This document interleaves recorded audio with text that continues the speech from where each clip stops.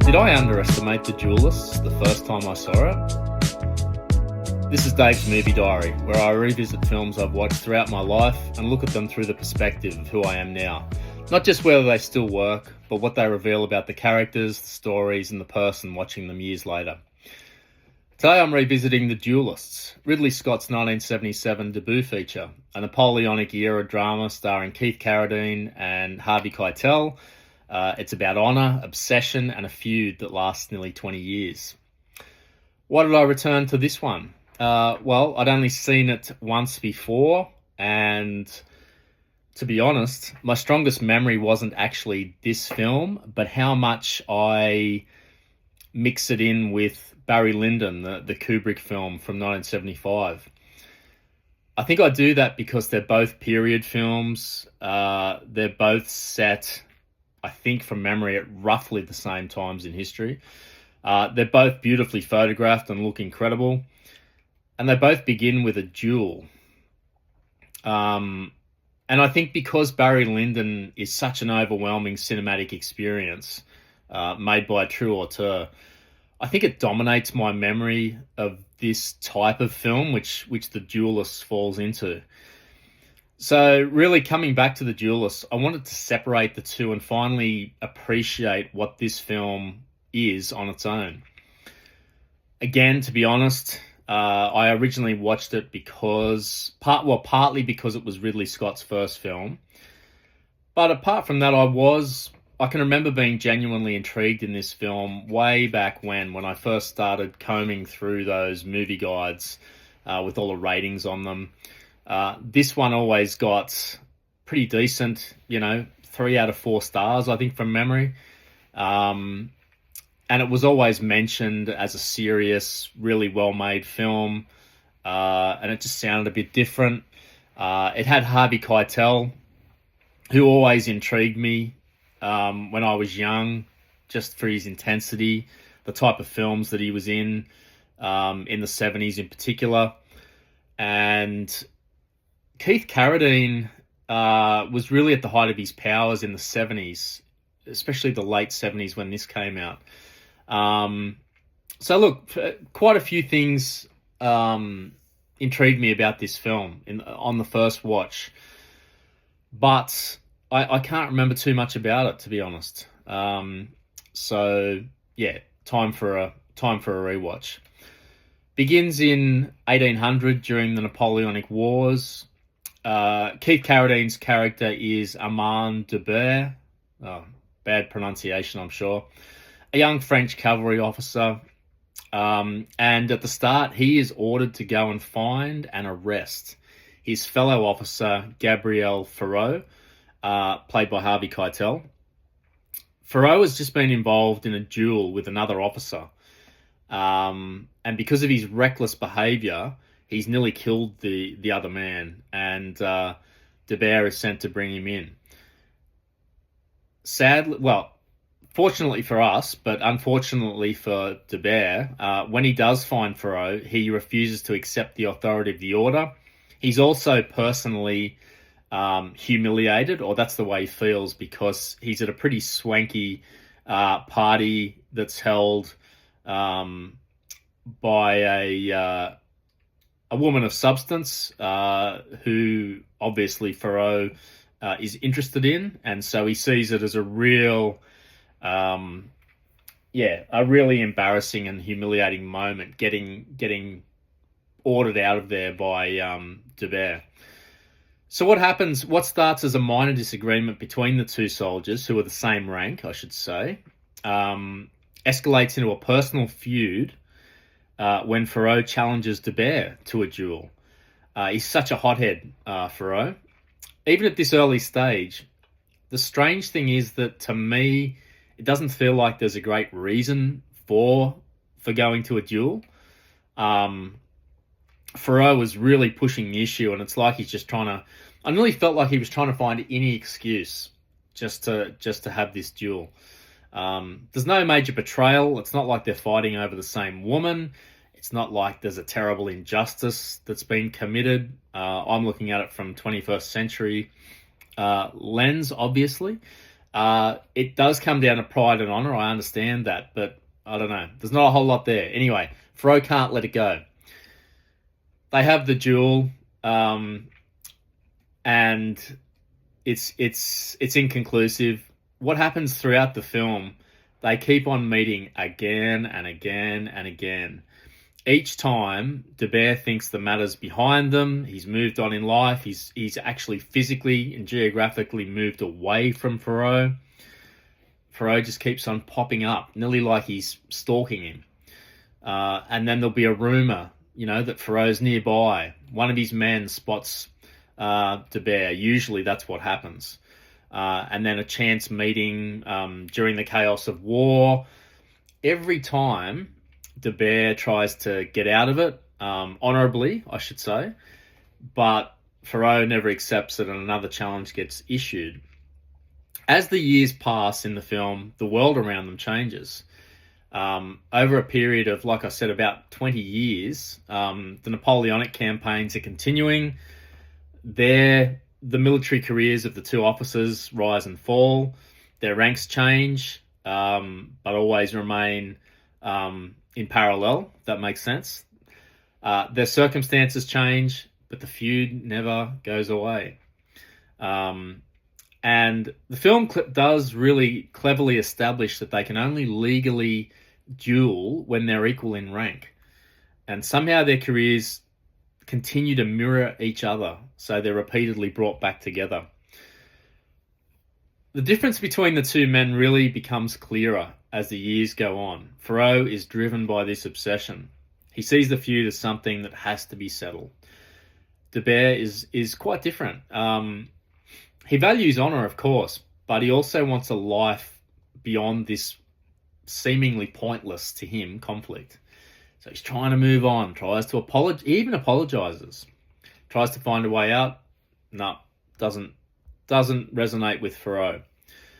So we follow these two men across nearly 20 years, from the early Napoleonic campaigns through to the aftermath of Napoleon's defeat. And what begins as this simple disagreement becomes something that defines both of their lives. And the question that I was repeatedly asking, especially towards the end, is either man actually winning here? And one of the biggest questions I had coming into this film was, when I thought about the scope and scale of this film, how did Ridley Scott, who was mainly known for TV commercials, that's my understanding, how did he get given this film? This is not a small production. There's a lot of period costumes, big locations, multiple locations, battle scenes, horses. He's trying to recreate an entire historical period. And he's got two respected actors leading the film, like I said, who are both quite well known at the time. And I think he does a great job. He doesn't over-direct this or try to impress us. He tells the story. He's not dabbling around with different cinematography techniques or time shifting, or he just tells the story in a linear way. He sets out to us the dates and the times when it's going on, but he does maintain suspense throughout, really effectively, actually. So I can see why he went on to have the storied career that he has. This was his first film. After this, we all know what he went on to do. Alien 2 years later, Blade Runner in 82, and on and on and on. Most directors would have been happy with either Alien or Blade Runner. The fact that he puts both of those out within 3 years, and then goes on and does countless other things. Thelma and Louise in 91, which was a revolutionary film at the time, I can tell you. Gladiator in 2000 that did a lot of things. Plenty of others, but looking back, I think from this film you can already see a filmmaker who cares about atmosphere and definitely design. You can see the design and the lighting, you can see where those commercials that he did serves him well. It's quite a good little like work experience probably for doing a film like this. And he creates believable worlds for the most part. Everything in this film, to me, and I'm no expert, but it rang true. Nothing seemed out of place. So I think at the time, even when this film, look, I can't imagine that this film was a box office success, but it's a respected film and it would have got decent reviews, I think. Even allowing for all that, I don't think anybody could have predicted the career that was in store for Ridley Scott. All right, Keith Carradine. He really is the main. He has the main role in this film. The film is predominantly about him, about his struggle with Thoreau. We see a lot of Duber's life played out, not just in terms of Thoreau, but in other ways with his wife, with his children, with all sorts of aspects of his life, and then from time to time he runs into Thoreau again, and we're off to the duel. But it's really his film, and it's really, in that way, it's predominantly Keith Carradine's film through his point of view, and he does a great job, especially with his bewilderment at times. He just can't understand why this feud keeps going. And like I said earlier, he negotiates and he tries everything. He even probably puts his own reputation at stake by apologizing when there's really nothing to apologize for. He is trying to avoid the fights because he knows that, I think he knows that Thoreau is the better man with the sword, and that the wildness and the intensity of Thoreau will probably win out if they keep on dueling. So it's a tightrope that he keeps on walking. He's trying to maintain his honor, but stay alive. One of the duels they have, I lost track. It might have been the second one, the first one or the second one. He gets injured quite badly, and gets a dressing down from his superior.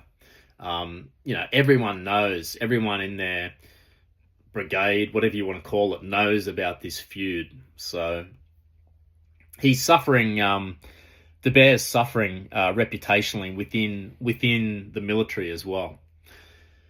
So Keith Carradine's an interesting one for me because before the Duellists, he had established himself, but mainly through acting in Robert Altman films, and there's nothing wrong with that. In my book, Robert Altman is a fantastic director and one of my faves. So Carradine was in McCabe and Mrs. Miller. He was in Thieves Like Us and Nashville. All big films, especially Nashville in 1975. He also made Bound for Glory in 1976, which was a well-received and respected film as well, about Woody Guthrie. So he was at the peak of his reputation. Obviously, he's the younger brother of David Carradine, who was a massive figure in the 70s. I can recall David Carradine's name being spoken of in hushed tones, because of his Kung Fu series, and he had this mystique about him. So yeah, Keith comes in off the back of that. I always found him a little bit, not light, but just, he didn't stand out to me. Especially when I started getting into movies in the mid 80s, I thought he just doesn't, he doesn't appear like a strong actor or strong roles. He was always, I guess, like his role in this, he was a peacekeeper. He wasn't doing anything wild and crazy or funny or things that made him stand out. And he kind of just slid off the screen to me. There wasn't anything there to maintain my interest. But I look at his films and he made a lot of good ones. On into the early 80s, he was in The Long Riders, Southern Comfort, which was a good film from memory. Showed up in The Player as well, along with just about everyone else in Hollywood, in 1992, the Altman film. But anyway, he did surprise me in this one. I wasn't expecting much from him, and I actually thought him trying to be a French lieutenant might be a bridge too far. But he does well, and he brings a quiet dignity to the role as well, and he's really a man constantly trying to escape a situation that he never wanted. On to Harvey Keitel. I did wonder whether, like with Carradine, I did wonder whether Harvey Keitel would also feel out of place to me as a French officer. Because I'd had history with Harvey Keitel not working out in a historical piece. Well, that's my memory anyway. It's a long time ago. In The Last Temptation of Christ, where he just seemed way too modern for the role. So I was worried about him as well. I love Harvey Keitel. Always have. I've always found him intriguing and interesting, and that intensity I've always loved in the films that he's been in, even the bad films that he's been in. I've always enjoyed the way he played the roles. But no, he was also fine, and he didn't feel out of place. He definitely looked the part. He looked the part for me more than Carradine does. He comes from European stock. I think he's got a Jewish background. But anyway, he looked the part, and his intensity that he can display is perfect for Farrow. Because Farrow is a maniac. I'll say that. He is an absolute maniac. And I think Harvey Keitel enjoyed really playing this role. And I think he was at a similar point in his career to Keith Carradine, in that he'd had some early success, made a few great films with Martin Scorsese, Mean Streets, Alice Doesn't Live Here Anymore, and Taxi Driver as Sport. He already had a reputation for playing intense, complicated characters. And I mean, I don't have to talk about in any detail about where he went after this. He had a lull in the 80s in terms of the films that he was in not being successful. But I'd still argue that he was fantastic in the majority of those roles. And then, along came Reservoir Dogs in 92, The Piano, Pulp Fiction, etc., etc., etc. And he had a massive, at least half decade there where he was just constantly working with the best people. So Farrow, the character of Farrow to me feels like a continuation of that intensity that he displayed early on. This character's so vindictive and obsessed with De Beer and getting satisfaction. He's really, in the end, trapped by this constructed honor that he's built up around him. So I think getting onto the duels themselves, I do think one of the biggest risks that Ridley Scott had going into this was probably the repetition. I mean, how many duels can you watch? But he gets around that really well because the duels evolve. They evolve in terms of not just being sword fights. They go to pistols and on horseback, different locations, different circumstances. But those early sword fights are genuinely suspenseful and really well filmed, and I could get a palpable sense of De Beer's fear. Like he's struggling in that first duel. Like he struggles to keep his footing, and he looks so nervous. And that's replicated. I remember the one on horseback as well. Just before he's about to get on the horse, his hands are shaking. So Carradine really does well, and I thought, how the hell is he going to get through even the first duel? I thought Keitel's character would just murder him. Because he seems completely assured. He can't wait. Every time there's a duel, he's there first. He's waiting with his seconds, with his men. And Carradine kind of slinks along there, and yeah, it reminded me of the bully picking on a kid at school and telling him he was going to see him at the bus stop at 3 o'clock. I remember seeing that a few times. There'd always be some super confident kid with his mates, and everyone would be there waiting, and then the one that had been challenged was usually a kid on his own, slinking in there and ready to cop his beating.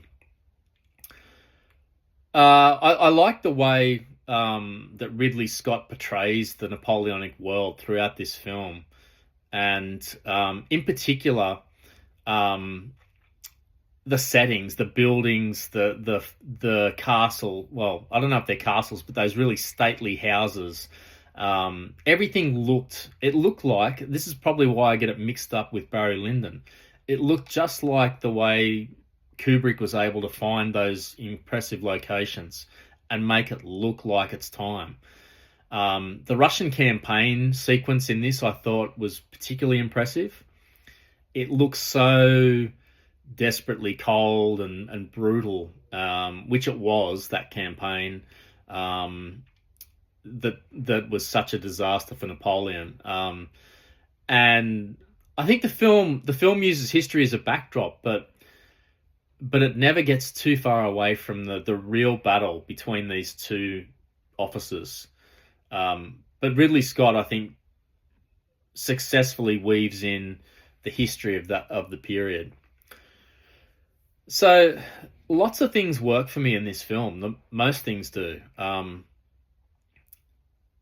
think it's a fantastic first outing for Ridley Scott. So many things could have gone wrong, but they don't. He casts it well, which really surprises me. Keith Carradine's performance really surprises me. He does a lot here, and I thought that might be beyond him. Harvey Keitel's intensity, that's never a surprise, but I've never seen... I haven't never seen, but I think most of his roles, he's not an out-and-out guy with the black hat. Literally, he's got the black hat in this one. He's got one of those Napoleonic black hats on. But what I mean is that he is out and out a bad dude in this. He will not accept anything but another duel. He wants to kill Dubert. The suspense of the duels is maintained throughout the film, all the way. It's great. Production design and the locations, fantastic. Like I said, if you can rival Barry Lyndon, you're doing something right. The story is really simple, but it's compelling. It's really just about these two guys meeting again and again. But it's captivating. It worked for me. I did start to think towards the end that the coincidences were piling up, bringing them together. Yes, I know that they're both in the French campaigns, but there were a hell of a lot of men in those campaigns, and they just happened to keep running into each other. Maybe some of that is Perrault actually stalking Dubert, but relying on coincidence to this degree is risky. Looking at it through 2026 sensibilities, the pacing might be a bit deliberate for folks. I was fine with it. It's not an overly long film. It's just over 100 minutes, I think. There was enough coming. I mean, I always knew there was another duel coming up. And there's enough going on in between the scenes with Dubert's character. And it's so well... The script is really tight and strong, and the acting is great. So I was fine with it, but maybe young folks might find it deliberate pacing. The female characters in this are pretty minor, I've got to say. So I don't know whether that's a symptom of the times that it was made or a reflection of the time that the story was set in. But they're really skin deep here. There is a character. There's a female character that Dubert gets interested in earlier in the piece. She's fleshed out a bit, but the others not so much. So yeah, my rewatch experience was a lot better than the first time, and it was better than I expected. Maybe I did find the pacing a bit too slow the first time around. Maybe I was expecting something different. Um, I think this time I was pleasantly surprised by the performances. A lot to admire actually, and I think um, I can finally distinguish this from Barry Lyndon and set it on its own. Um, I don't think this is a date film. That deliberate pacing and the story really is about these two men um, in early 19th century. I'm not sure that's the dynamic you're looking for. Uh, Hangover film could be. It's beautiful to look at. The jewels provide enough excitement. Um, yeah, it's not really about anything deep and meaningful, or if it is, I missed it. It's just a good story. So it's one to watch alone as well. Works really well. It's engaging. Um, it's I think it's a fascinating watch in a lot of ways because it doesn't feel like the beginning of Ridley Scott's career in the way that you'd expect, really. Um, it's not flashy overly. It's quite controlled and patient, really beautifully put together. Oh, I've got to say that final shot of Thoreau standing on the hill, looking across the countryside as the sunlight breaks through the clouds, is one of the most picturesque endings that I've seen to a film. It's up there with others like that final shot in 2001, Space Odyssey, the scenes in Last of the Mohicans on that ledge. And you know what it reminds me of? And I looked this up. There's a painting done in 1818 called Wanderer Above the Sea of Fog. It was painted by Caspar David Friedrich, who I think was a German. Yeah, he was a German artist, and it's eerily similar to that, and that's what it reminded me of. I couldn't picture it at the time, but that's really what it reminds me of. You're looking at this countryside. You pull back from it, and you see him there on the edge of the precipice. Then the camera moves in on Harvey Keitel's face, front on, and he's just glaring into the camera. And he's got those eyes with their inscrutable, unreadable expression in his face. And after this 20 years of obsession, he is where he is, and thinking about what's happened. The feud's over, but what does he have left? And it's all these elements that really makes the Duellists quite memorable. It isn't really about dueling. Yes, there's I don't know, 5, 6 duels spread throughout the film, and they're all fascinating. But really, for me, the bigger issue and question is that it's about what happens when honor, which both men are beholden to, becomes obsession, which only one of them really is. So I think when I think about it, I said at the top, did I underestimate the Duelists the first time I saw it? I probably did, but my mid-20s, late 20s, whenever it was, sensibility. I was probably expecting something totally different. So I don't know if I underestimated it, but I definitely didn't get out of it what I got out of it on the rewatch. So partly because it got merged into Barry Lyndon, but and on that point, I wouldn't put it alongside Barry Lyndon. I think that's not fair to this film and a filmmaker starting out compared to Stanley Kubrick, who was 25 years into his career by then. But yeah, I do admire this a lot more than I did all those years ago. So yeah, that's it. That's my thoughts about The Duellists from 1977. Thank you as always for listening. Check it out if you can. I saw it on a DVD, but if it pops up, worth the watch. Thanks as always. See you next time.